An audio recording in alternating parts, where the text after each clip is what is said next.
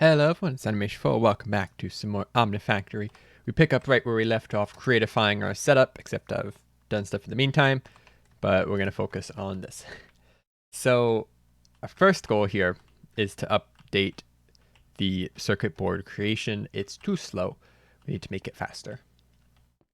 So to do that, we're going to try to keep generally the same layout where we make low boards over here, going higher as you go down the line, and then it sends it to the top layer where it does the final wetware boards, which I didn't.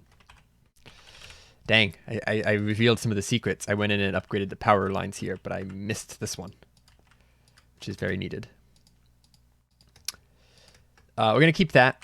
We're going to dedicate more space to the second ones because we need to have more of these. I have 9 chemical reactors, LUV, which should pump these out a little bit faster.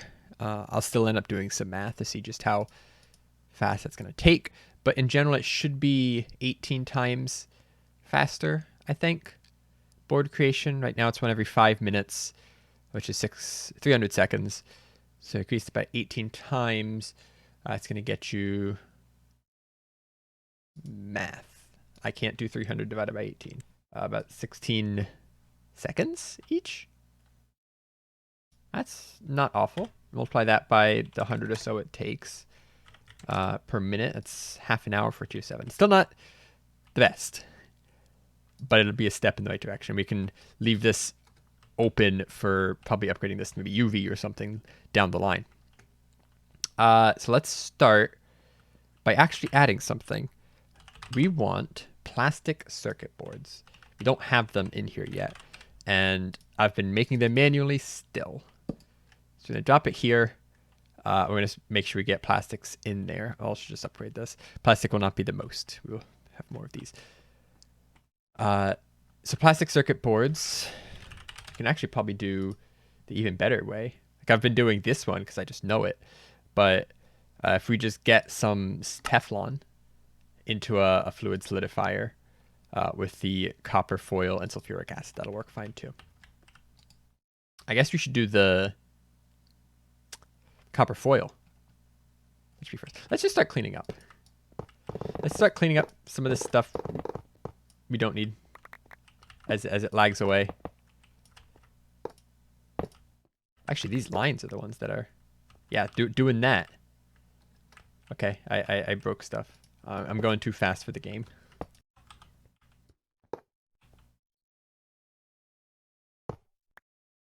Still doing it. Even in here, they decided that rendering is for chumps.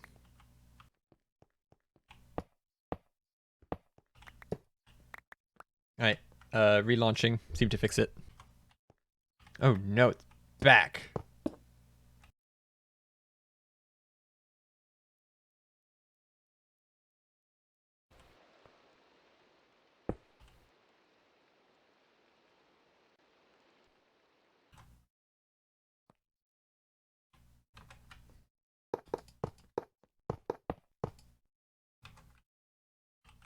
One of them's going.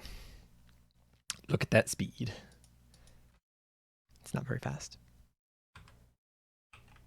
Alright, now we're getting boards. Except they're all full of stem cells. This is no fun. Should be able to start now.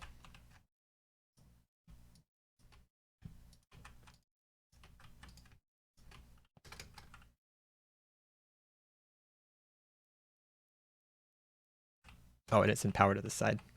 There we go. That be working. All I have to do is pull the excess fluids out and pull the items out. In theory, should be good now. They're all set up to receive their stuff. They're all set up to extract their stuff. And I have no real way of telling how it's working or how fast it's going, except by guessing. It's pretty slow. I think at some point I calculated a upgrade to your power. So 4x power is 2x speed. And there's 8 of them. So 16x. I said 18 originally, but I don't feel like adding a single one. Might do another 4 at some point. Yeah, it's still real slow, but slightly faster than before. Some timing and math later. It takes about 107 seconds for one of these to process. So like a little more than 1% a second, if you look up here in the corner. With 8 of them, it gives us a wetware board every 13.3 seconds. Still not that fast, but it takes 8 minutes to craft a tier 7, which I will be improving. So it's good for now. That's true of most things. All right, next on our to-do list. Oh, there's a bunch of stuff in here. We actually have 2 things on the to-do list. One of them is assembly line. It's most specifically assembly lines. And the other one is auto crafting. This is filling up. This is filling up and it's not fast enough. I need more auto crafting speed for basic things.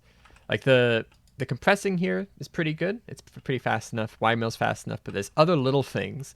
Like we have pretty much 2 lathes, which is not really fast enough. And some other stuff just needs more craftability. We need more crafting cores, so we can set stuff up to auto craft, like to keep things stocked. So you got to do those 2 things, and I got to figure out where to put them, which is always the hard part, because assembly lines are real big.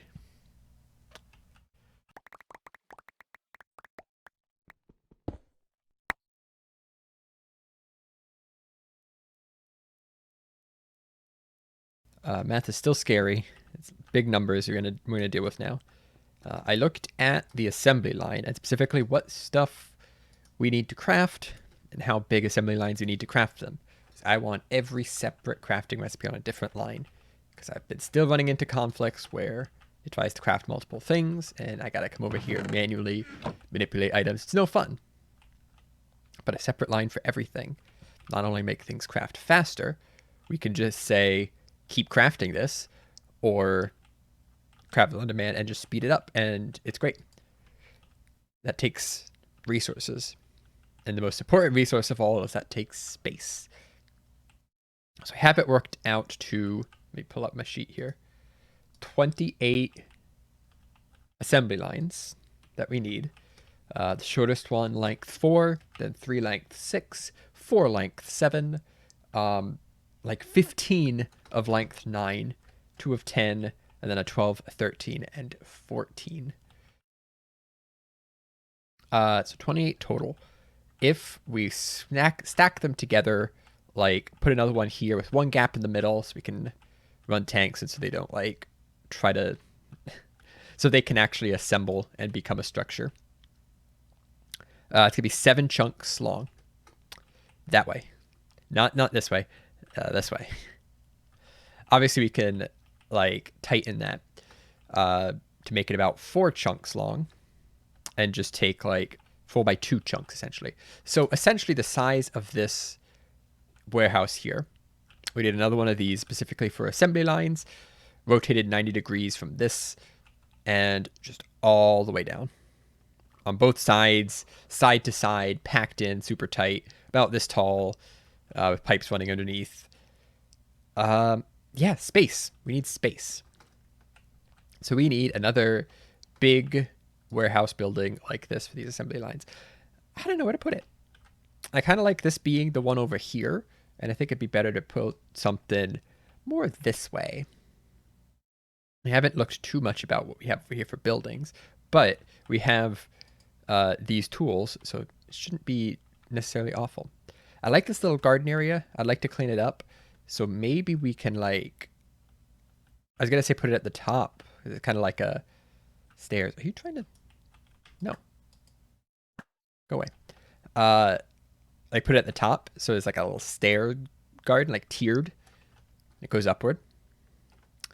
But there's like no buildings up here currently. We have our buildings over here. And I guess there's like these two.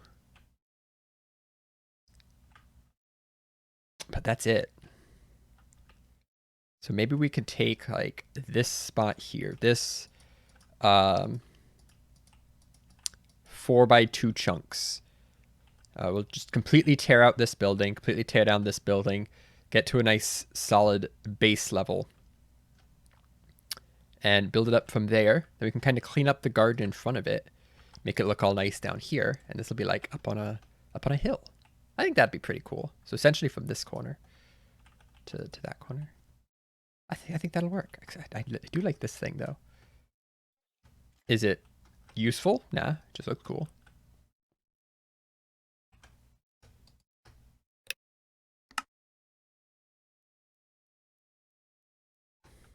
Remember when there was a building here? Yeah, good times. Good times. There it is.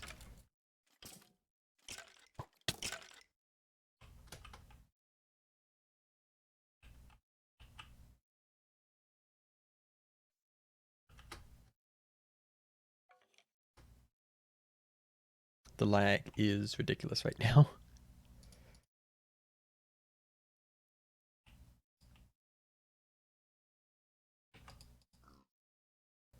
We have a platform.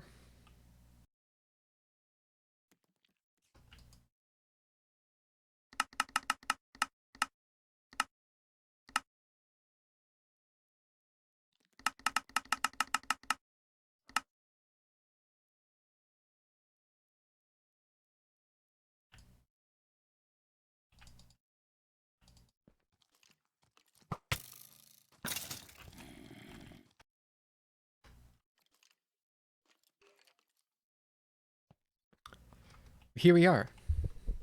Here we have the new warehouse factory thing. It's gonna do all the assembly lines. It is 4 chunks by 2 chunks. So theoretically, if I stack all of the things, squish them next to each other as close as they'll go, it will stretch down this entire side, and it will stretch down that entire side with a little bit of extra space for like walkways to get out and stuff. But pretty much piled on top of each other. This whole room will be filled with assembly lines. Yeah. Next step is to actually craft all that stuff. So I did the math. I actually did all this in a spreadsheet, so the math was pretty easy.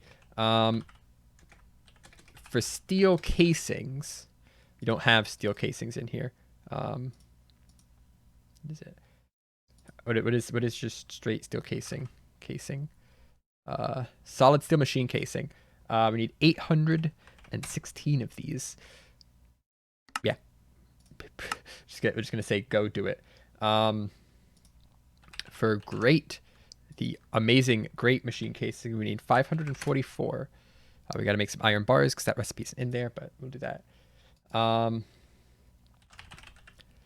For assembler machine casings,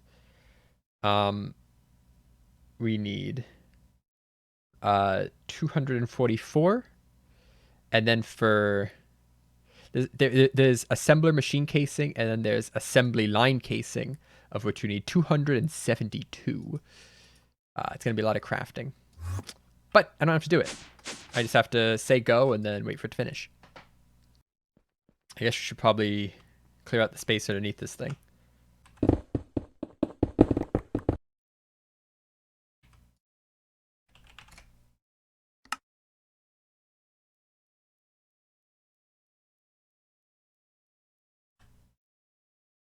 Yes, this is outputting an ingot per tick. No, not even.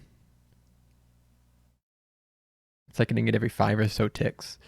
That's really slow. It's got 23,000 to go through. It's processing them faster than it can output. But just the dump from like interface into storage, this one, is just not fast enough. It's so close. This took like an hour and a half of just running.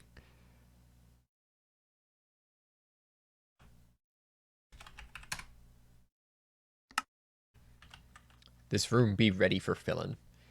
I laid down markers where everything's going to go. We can, in fact, fit all 28 assembly lines in here. There's 15 that are 9 long. They're going to take up this entire side, all the same length, nice and fancy. This side gets a little bit more complicated as we have a 4, some 6s, 3 6s, 4 7s, 2 10s, and then a 12, 13, and 14, which will go this way, so you don't shove into the center platform here. These ones will be sideways because they're really long. All the wiring will underneath.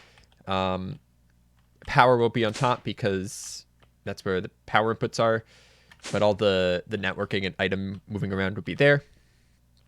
And we'll put just like signs on each of them saying what they are. For the most part, this isn't going to be a very like active room. Not much is going to visually go on, but it'll be functional. And probably use a lot of power.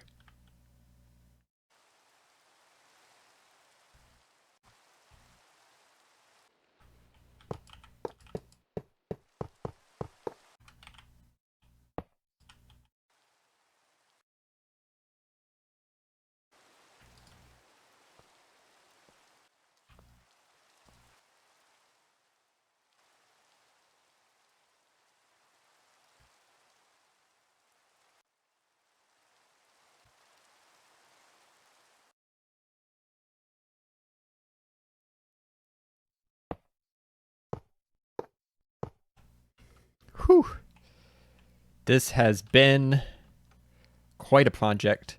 It's not even done. And the world is getting very laggy. So I got a bunch of assembly lines now. I need to pull up the list. 28 of them, to be exact. They are all within this room. They are definitely not staying within chunk boundaries. Yeah, that's just something we're going to have to deal with. Hopefully it's not an issue. And all the ones without redstone torches are up and running. So we can autocraft LUV pistons, LUV arms, LUV emitters, CPM motors and pistons, and specifically, more importantly, tier 7, tier 8, and tier 9 circuits. And just to try a big one, the LUV field generator. So they're all connected to power. I kind of had to do some math to figure out how much power each of them needs. The power requirements for these are super, super weird. For instance, this LUV piston right here has a requirement of 15,360 EU per tick. Straightforward. That's like not a lot. Like this 131 is much bigger than that. If you get this number to be 16 times greater than the power requirement, then it will give you a 3 times speed boost. Or 3 times? 3 times speed boost approximately. And it will consume more power. But not... It's so weird. So let's do the example. I did a test in a creative world with the LUV motor. This one requires 10,000. Should I scroll down on the thing? This one requires 10,240 EU per tick, not RF, EU. And I set it up with a single LUV, in the test world, a single LUV CEF, which in this lists it as 65536. LUV is actually 32768. Not 65536. Why is it double on here? I don't know, but it is. So 65536 is in fact greater than the requirement of 10,000. It is 6 times greater, but it runs at 1 time speed and consumes regular power. If you increase this number to, actually this is double what I need. If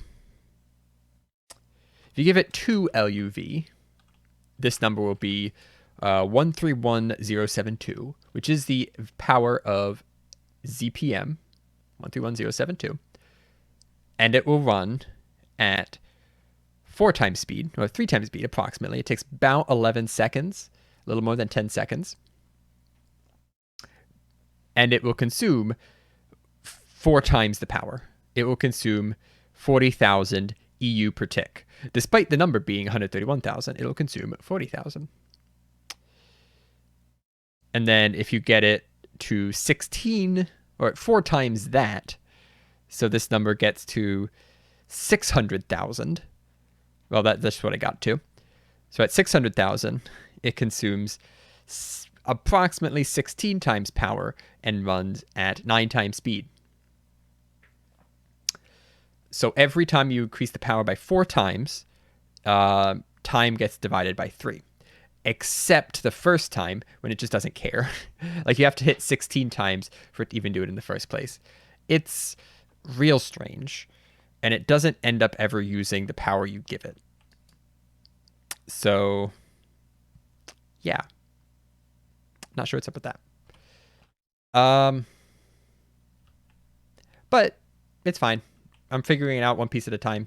And we have stuff going now. So I can do... no, that's not the button I wanted to press. I can do a field generator. I've already done 2. And because they're separate... because they're separate assembly lines, we won't have incompatibility issues where 2 things start crafting at once, which will become more important when we get to higher field generators, because I had a lot of issues, especially with the the LUV emitter, the ZPM emitter, and the UV emitter, because the UV emitter takes both LUV and ZPM emitters, and the ZPM emitter takes LUV emitters. So it's constantly trying to make LUV emitters, and it's like, oh, I can make a ZPM. So now you have LUV and ZPM ingredients getting thrown in, and there's not enough space for both, so it kind of freezes. This, we can do all the things all at the same time, and nothing cares.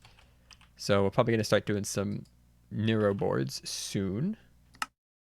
My first guess. Yeah, it should be going. These are pretty darn quick because you need a lot of them. They're on ZPM power when they only need 10K. So they should be running at... they're only running at 4 times speed. Okay. That's it. It's not actually that exciting. It's just these things turn on every now and again. Sometimes the lights turn green. That's that. The power was another thing I had to figure out, because we're going to be doing some of these with UV power inputs. Can I find what's a UV? This UV's down here, I think. Yeah, here's a UV power input. UV runs at 524K EU per tick, which is 2 million RF per tick. So we need a conduit that can supply 2 million RF per tick. That's actually Enderium. But I said, screw it. Let's go Draconium. Because why not? It's not that much more expensive, and we don't have to wait for superconductor to be made. And this is actually its own separate power grid. You kind of get a sneak peek when I was approaching, but up in the ceiling, here's the lag. There is a teeny tiny energy core. It's a tier 4. It only can hold 10 million RF, which is really not a lot. But it has 4 pylons coming out, where each pylon has like 4 sides of these conduits attached. So I can drain this thing very, very quickly if I wanted to. The big thing it's here for is just distribution, because each of these sides is only 8 million. And down there, we have a lot of input, so it's a lot of stuff running at once. We'll need a lot of output from here. And all this power is coming from a single pylon here, providing power from... I didn't put elevators to the roof because I didn't expect to have to come up here. But to show it off, here is a chaotic neutronium solar panel, which produces a lot of power. What was it? It produces 8 million RF per tick and can store internally 131 billion, which is like a lot bigger than the thing in there. So most of the power is being stored here. But again, it's all for distribution. This produces a lot of power, sends it down a superconductor line to the orb, which essentially splits that out into lots and lots of draconium lines. Which are all these? that's how I did power. And then we just have the ME network hooked in to everything way over there. Individual interfaces dumping into a chest, which goes into some filtered things here, pulls it out, drops it back in the interface. Done, easy. Just takes forever to input them, which is why I haven't done all of them yet. Whew, I gotta look at how long we've been going and see if I actually have time to do part 2 today, or if we gotta save that for next time. And that answer is no. So we gotta call it here. Thanks for watching. Next time we're gonna be taking a look at how we do resources, because when you see the little idea of where we're gonna be going, if I want to do a field generator here, look at all the stuff it has to craft. So many rods, so many wires, lots and lots of wires, thin wires, even more stuff. There's plates, there's gears, all that stuff's needed. And it all gets funneled through this tiny little system we got right here, which is pretty fast, but there's definitely some room for improvement. Specifically, what if we do this stuff ahead of time and just have stockpiles of plates and rods and gears, and we just make a massive stockpile of all the things and have them all the time? That'd be pretty cool. I'm looking at, I actually haven't counted, but one sec. I'm looking at 126 different products to be auto-made and kept in stock at all times in large numbers. It'll be cool. Anyway, thanks for watching. See you next time when we do that. Bye-bye.